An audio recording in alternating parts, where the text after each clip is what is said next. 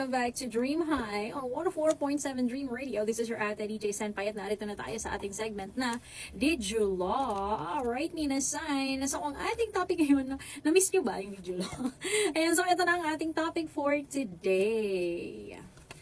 And it is about nullity o annulment ng kasal. Ang bawat mag-asawa ay nakakadanas ng problema sa kanilang buhay-asawa. Subalit may mga pagkakataon ang problema ay tila hindi na maayos kahit anong sikap man ng mag-asawa na ayusin ito o kahit sa tulong pa ng pamilya, kamag-anak at mga kaibigan.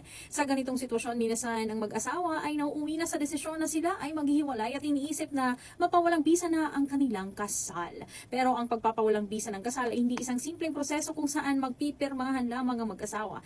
Kailangan ng proseso at kaso sa korte para rito. Narito ang mga simpleng impormasyon na dapat niyong malaman hinggil dito.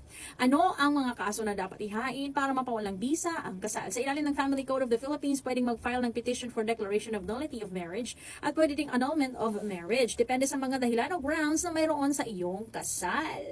Ano ang petition for declaration of nullity of marriage? Ang petition for declaration of nullity of marriage ay iniihain sa korte kung ang inyong kasal ay void from the beginning, walang bisa simulat sa kulpa lamang. Kaya ito ay tinawag na declaration of nullity dahil ang korte ay idedeklara ang estado ng kasal na wala itong bisa simulat sa kulpa lamang. Ano naman ang annulment of marriage? Sa annulment of marriage, ang kasal naman ay talagang may bisa noong kayo ay kinasal, kaya ito ay tinawag na annulment dahil i-annul pa ng korte ang kasal. Ibig sabihin, hindi niya lamang idedeklara na walang bisa ang kasal, kundi ito ay bibiyakin pa. Ngayon, number 4, ano ang mga halimbawa grounds na pasok sa petition for declaration of nullity of marriage? Ang mga halimbawa ng sitwasyon ng grounds kung saan pasok sa petition for declaration of nullity of marriage ay ang mga sumusunod. Number 1, ikinasal ang tao na mas mababa pa sa 18 years old. Number 2, ikinasal sa walang marriage license, maliban na lamang kung ang kasal ay hindi kailangan ng marriage license tulad ng kasal na kung saan ang isang partido ay nasa bingit na ng kamatayan or artikulo mortis o ang dalawang tao ay nagsama o nag-live-in sa loob ng 5 taon at walang hadlang sa kanilang mga kwalifikasyon na magpakasal. Number 2, bigamos na kasalo. Ito ang pagpapakasal ng pangalawang beses. Ang pangalawang beses na kasal ay walang bisa.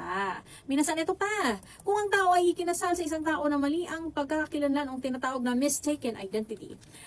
Next, kung ang tao ay kinasal ng pangalawang beses na bagamat na walang bisa na ang kanyang unang kasal ay hindi pa natapos ang pagsasaayos at distribusyon ng mga ari-arian ng dating mag-asawa at sa mga anak nito o sino mang tagapagmana.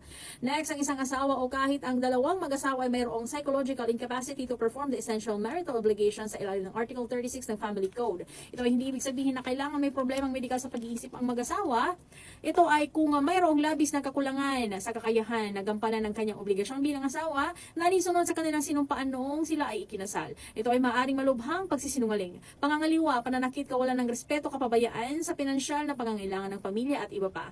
Ang kabuuang sitwasyon ng mag-asawa ay tinitingnan ng korte rito. Ito din ang pangkaraniwang ground na fina-file ng asawa sa petition for declaration of nullity of marriage. And next, kasal sa pagitan ng mga kamag-anak, ascendants and descendants ng kahit anong degree, anak at magulang, lolo, lola, apo, etc. Next, magkakapatid, full or half-blood step-siblings ay hihintilutan ito, yung step-siblings lang, okay? Pero bawal po sa pagitan ng step-parents at step-children, parents-in-law at children-in-law, collateral blood relatives hanggang 4th civil degree, pinsan, tiyuhin, tiyahin, etc. Adopted at sa nag-adopt at sa mga anak nito, asawa o sa isa pang adopted o sa asawa man ng adopted. Alright, that's it for our Did You Law for today.